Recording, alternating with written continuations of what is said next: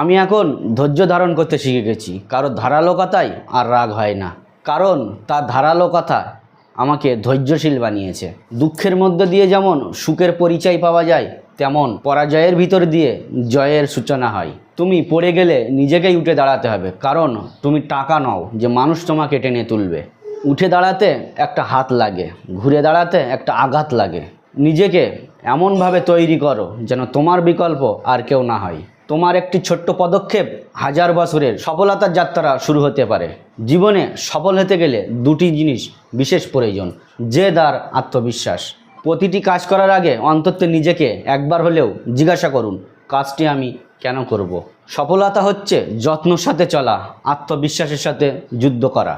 কোনো একটি সম্ভাবনার দরজা বন্ধ হলে অন্য একটি দরজা খুলে যায়, কিন্তু সেই বন্ধ দরজার দিকে আমরা এমন দীর্ঘ সময় তাকিয়ে থাকি যাতে খোলা দরজা